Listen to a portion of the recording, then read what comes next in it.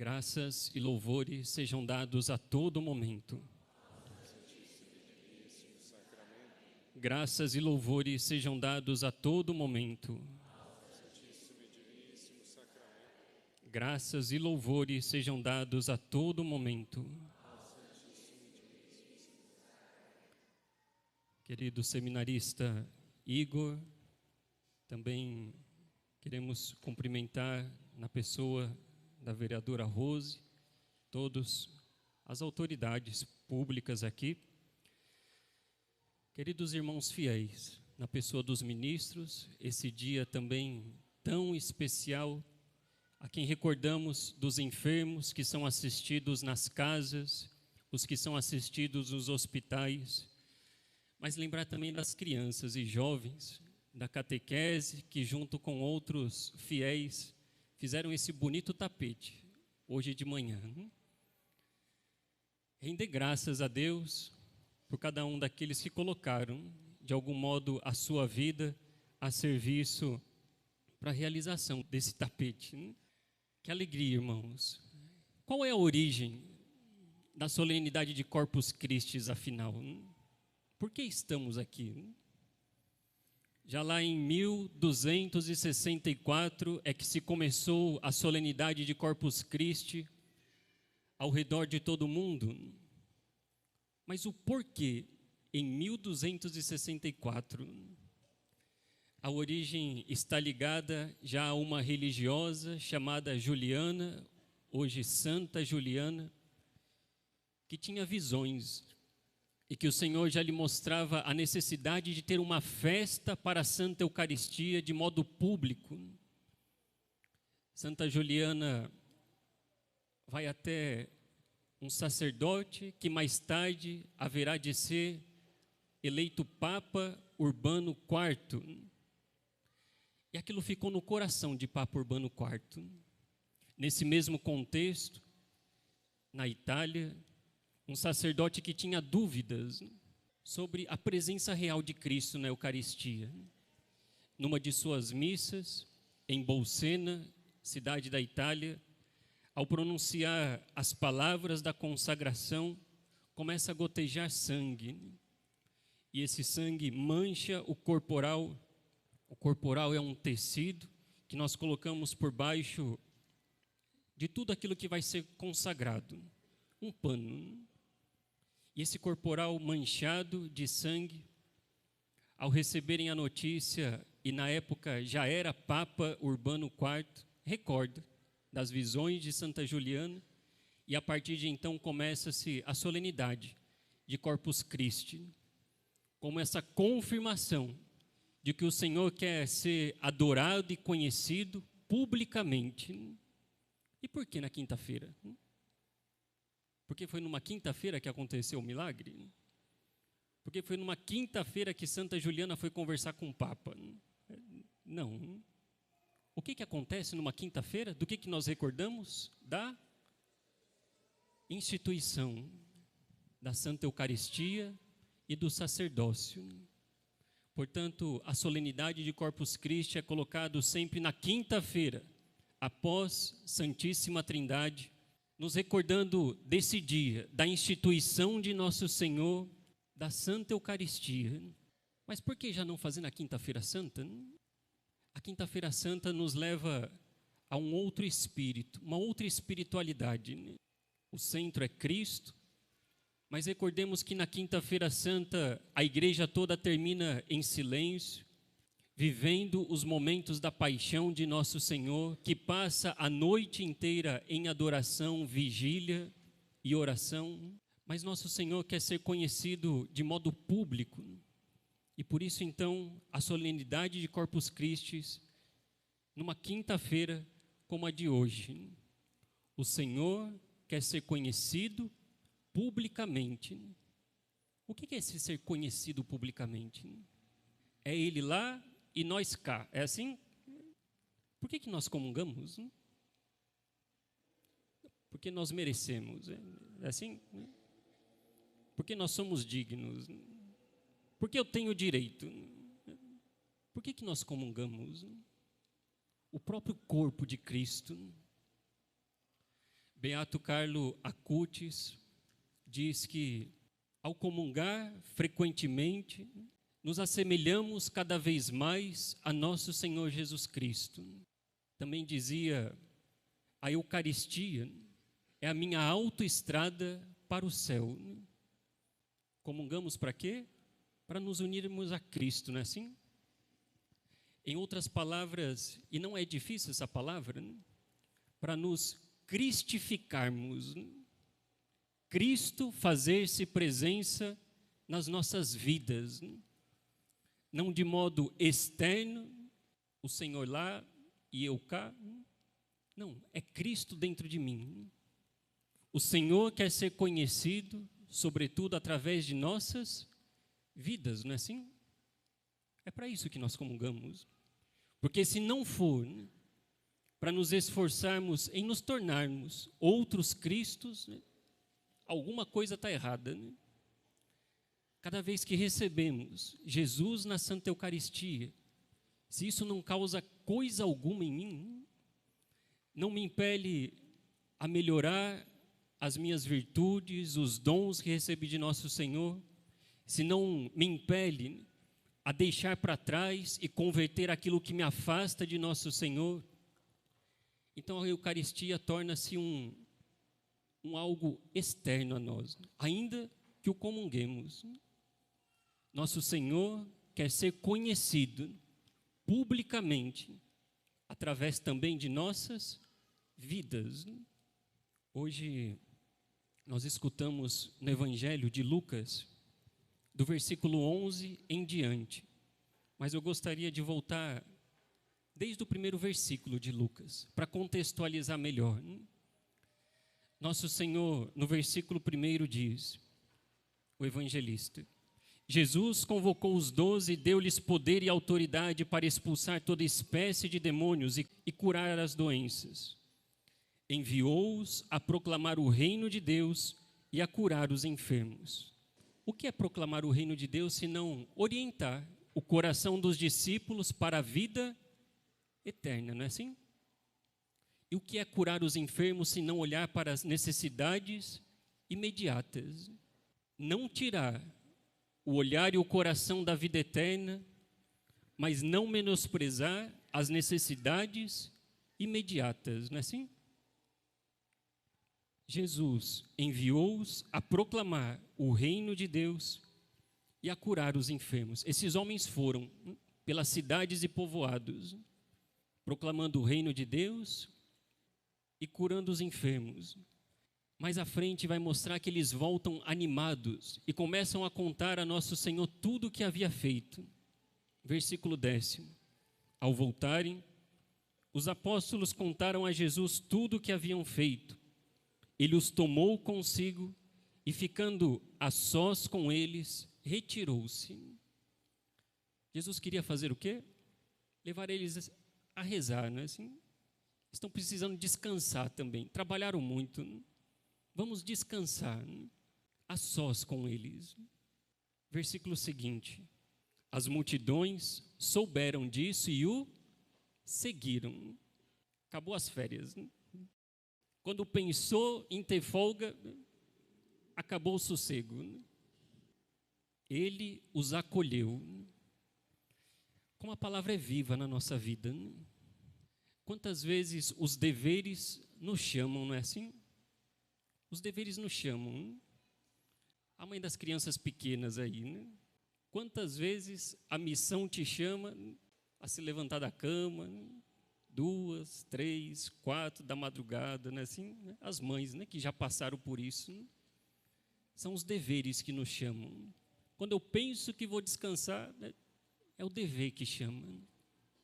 E citando esse exemplo, pense nos seus deveres, né? E que todas as vezes em que sonha em descansar, né, o dever te chama. Né? Vem trabalhar, né? Continua. Né? Aconteceu isso com nosso Senhor. Né? Aconteceu isso com os discípulos. Né? Ele os acolheu e falava-lhes sobre o reino de Deus e curava os que necessitavam de cura. Falava-lhes sobre o quê? o reino de Deus e curava os que necessitavam de cura. Um olhar para a vida eterna e a atenção às necessidades imediatas. Queremos louvar a Deus, né, por aqueles que colocaram esses objetos, essas vestes, né, esse olhar também voltado às necessidades do próximo, né, seus agasalhos, cobertores, né, alimentos, né, um olhar fixo na vida eterna, né, mas não nos esquecendo que temos aqui compromissos, né. Que Deus abençoe aqueles que puderam e que serão destinados esses agasalhos ao lar da Divina Providência. Estamos também tentando falar com as irmãs da Toca de Assis. Os alimentos serão para o asilo. É isso. Sem tirar o olhar da vida eterna, mas comprometidos com as necessidades do próximo. Versículo 12. Os 12 aproximaram-se de Jesus e disseram: despede a multidão para que possas ir aos povoados e campos vizinhos procurar hospedagem e comida, pois estamos num lugar deserto. Qual que é a reação dos discípulos? Tira esse problema da nossa frente, Senhor. Né? Fala para eles se resolverem. Né? O que nosso Senhor diz? Dá-lhes vós mesmos de comer. Pense no teu desafio nesse momento. No momento de silêncio. Pense nos teus deveres, esses que te tiram da calmaria, esses que te tiram do sossego, do descanso. Pense nesses. Volte-se para o seu irmão que está do seu lado agora e diz a ele: dai-lhes vós mesmos de comer. Dai-lhes vós mesmos de comer. Certamente os discípulos naquele momento não entenderam nada, não é assim? Mas o que é essa frase agora a partir da última ceia? Nosso Senhor se deu como alimento, no serviço, na entrega da própria vida. Dai-lhes vós mesmos de comer. Eles responderam: só temos 5 pães e 2 peixes, ou seja, não temos quase nada. Nada também não. Nós temos o quê? Quase nada. E ao escutarmos de nosso Senhor dizendo para nós isso: dai-lhes vós mesmos de comer. Senhor, eu tenho quase nada. É isso que eu tenho. Então Jesus tomou os 5 pães e os 2 peixes, elevou os olhos para o céu, abençoou-os, partiu-os e os deu aos discípulos para distribuí-los à multidão. Semelhante esses gestos de Jesus? Tomou os pães e os peixes, elevou os olhos, abençoou, partiu-os e os deu. Semelhante com a última ceia, não é assim? Mas eu gostaria de me deter nessa última frase desse versículo. E os deu aos discípulos, para que eles distribuíssem à multidão. Poderia ele mesmo ir distribuindo? Eu fiz o milagre aqui. Toma para você 1, 2, está precisando mais, menos, não é assim? Chamou os discípulos, deu aos discípulos, para que os discípulos distribuíssem à multidão. O Senhor quer ser conhecido não apenas na Santa Eucaristia externa a nós. O Senhor quer ser conhecido através das nossas vidas. Nós somos esses discípulos que hoje o Senhor nos envia. Parte o pão, distribui a nós, para que nós, com o nosso testemunho, também o distribuamos aonde o Senhor nos enviar. Portanto, meu irmão, a tua missão é grande, né? E é grande não por causa do teu nome, né?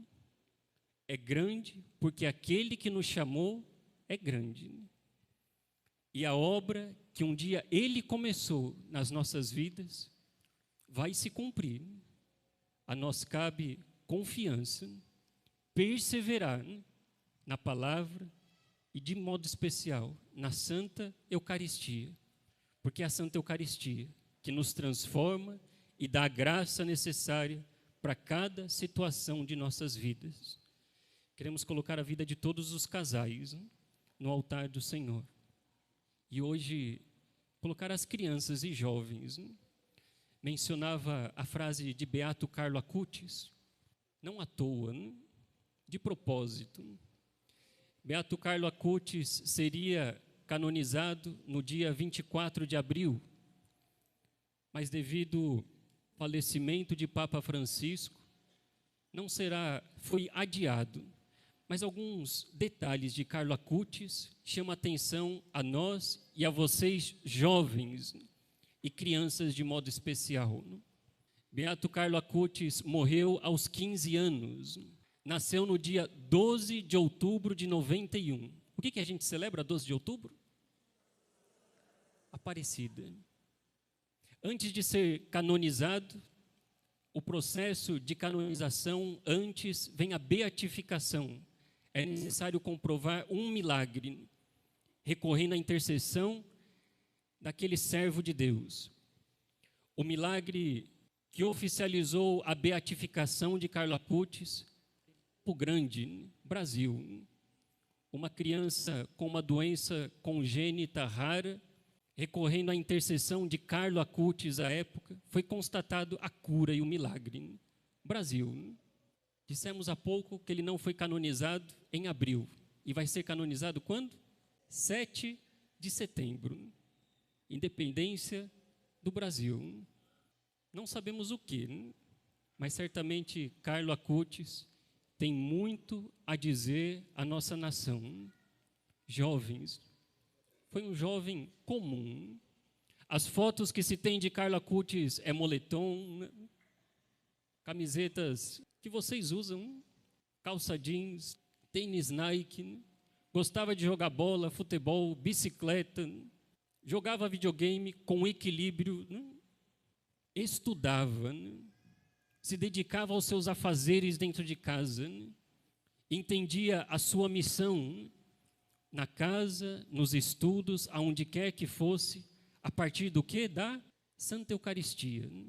O seu amor pela Eucaristia era tão vivo, ele que conhecia de informática, de programação, dedicou a criar um site que nós podemos visitar até hoje, chamado de Milagres Eucarísticos, onde relata mais de 100 milagres eucarísticos ao redor do mundo. Um jovem como vocês, que gosta de jogar bola, que faz piada, não é assim? Que gosta de bicicleta, que estuda, que sabe equilibrar lazer, diversão com compromissos dos afazeres, dos estudos.